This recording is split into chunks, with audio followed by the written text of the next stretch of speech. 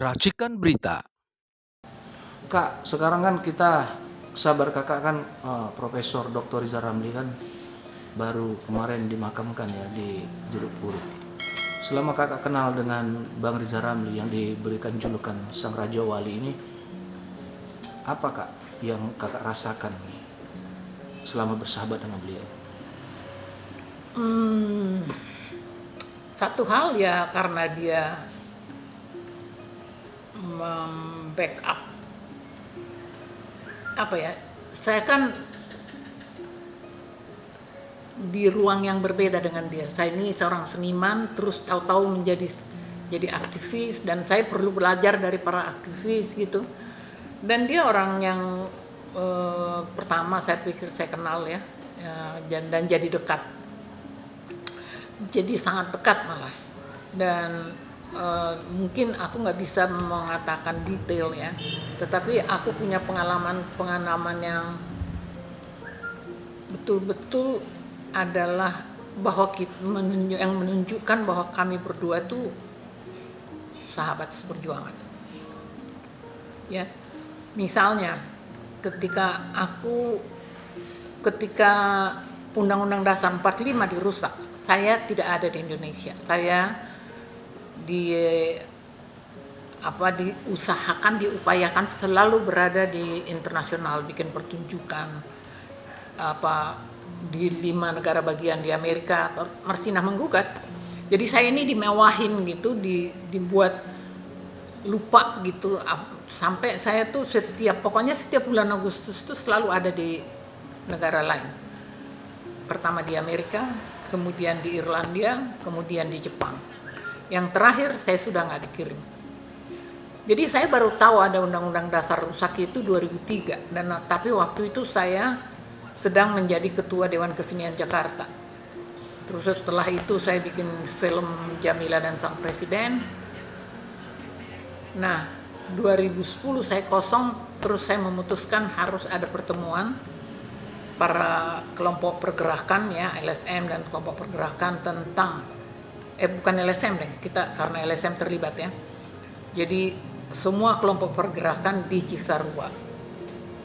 Nah itu saya ceritakan ke dia, nggak ada orang lain yang saya kenal ya dialah yang sangat dekat dengan saya. Dan bang, saya mau bikin ini begini, tapi aku nggak ada uang. Iya aku tahu kok nggak punya uang. Paling dia bercanda, atur aja dulu, diundang aja dulu, itu belakangan. Itu satu ya, dan dia hadir di pertemuan itu. Yang hadir tuh sekitar 700 orang dari seluruh Indonesia ya.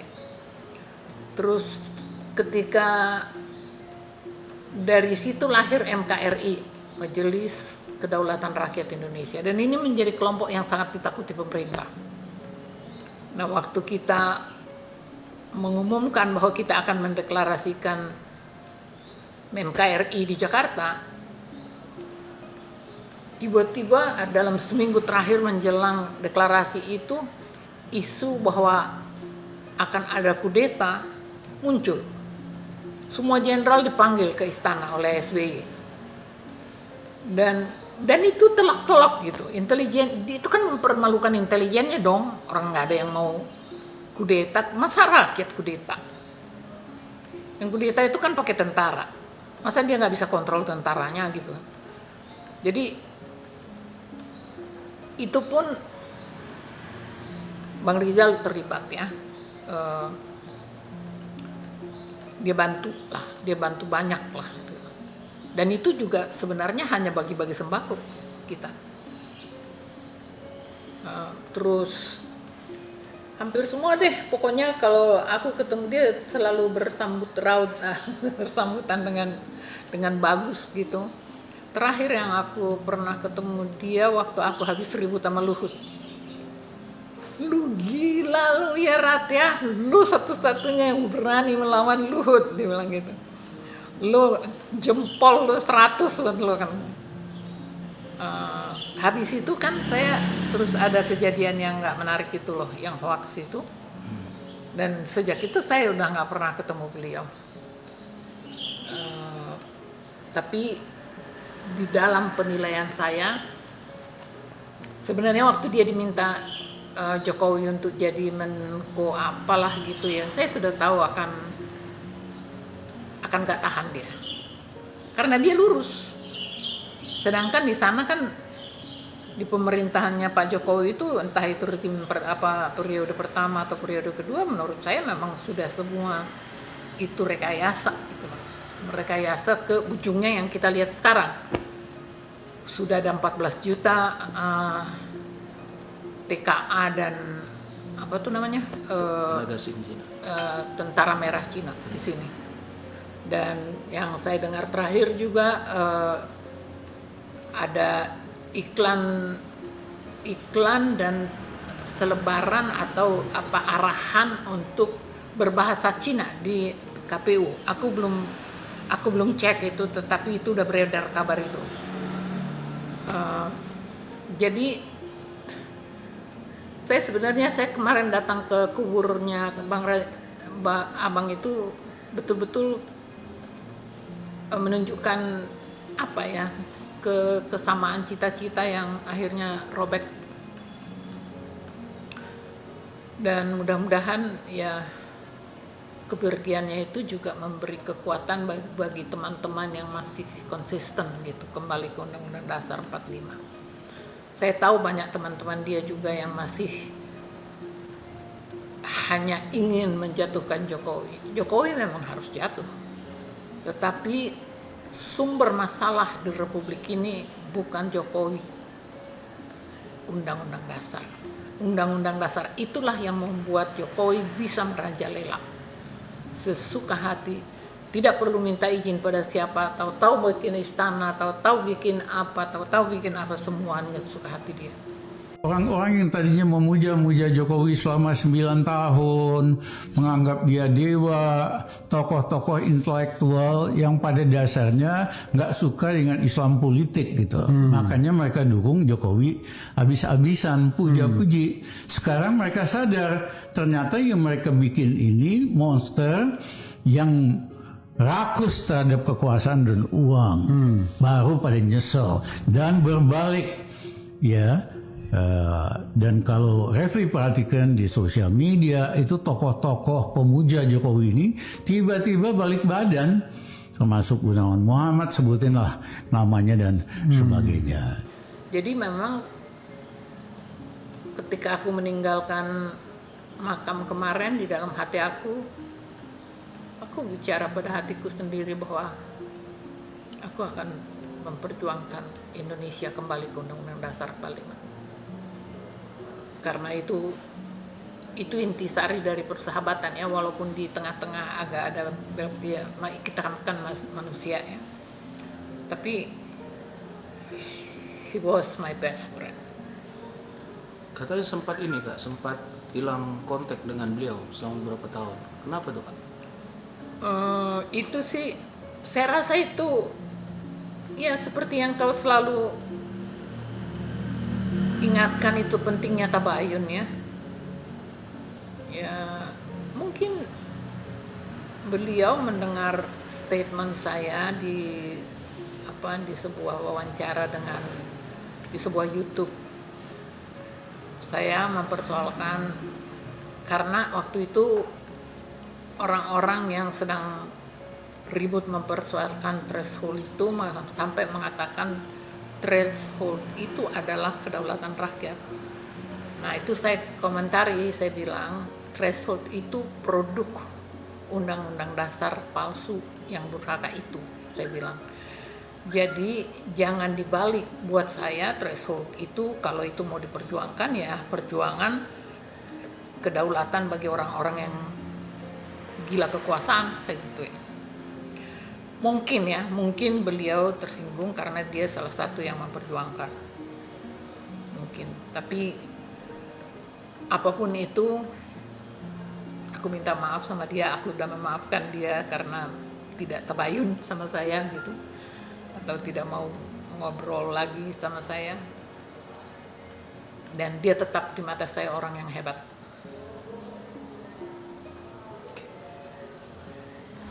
Perasaan Kak Ratna dengan meninggalnya Bang Rizal Ramli gimana Bang? Perasaan lebih dalam.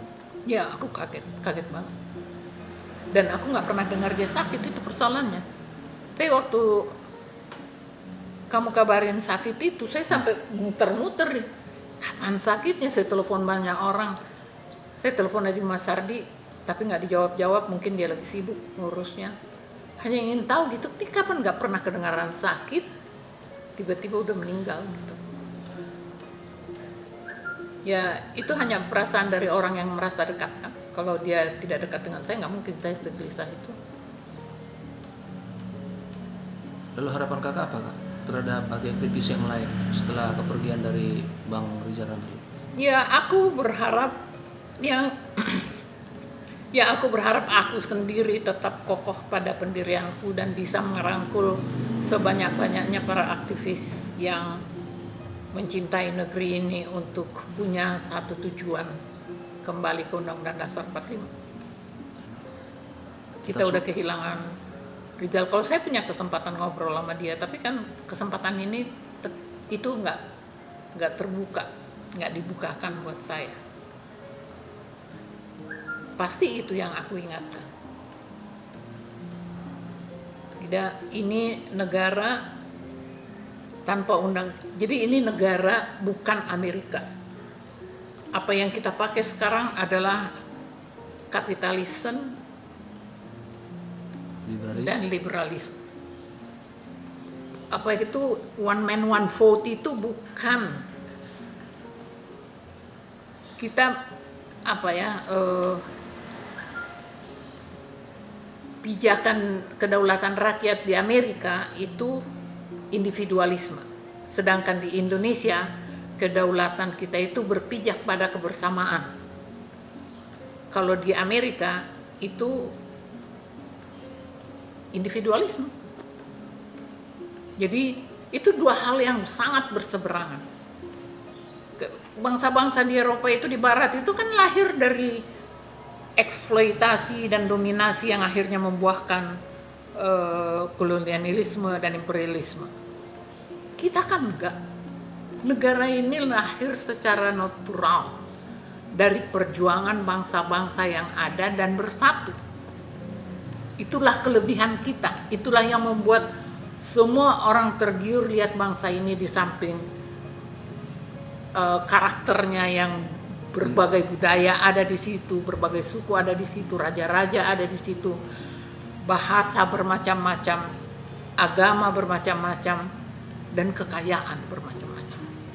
Ini negara sangat kaya. Apa sih yang nggak tumbuh di negeri ini? Kamu lempar biji apa gitu, besoknya udah jadi ada daunnya. Kita bisa kaya kok. Nggak perlu kita investasian. Kasih tuh usaha itu BUMN. Hancur tuh karena bentuknya BUMN. Barangkali memang udah harus diganti. Berarti yang dilakukan oleh Bang Rizal Ramli sama ini kakak sependapat kayak perjuangan bahwa ya so far udah ya rusak sependapat negara. Ya dia orang yang selalu dalam tindakannya itu kritis. Apa yang terakhir dia di pemerintahannya Jokowi itu mental karena dia melakukan yang baik. Karena dia melakukan apa yang seharusnya dilakukan. Iya kan? Jadi ya udahlah, kita tutuplah kepergiannya dengan senyum. Sekarang dia sudah tenang. Mudah-mudahan Tuhan mengampuni dosa-dosanya, menerima ibadah dan perbuatan baiknya ya semua kebaikannya.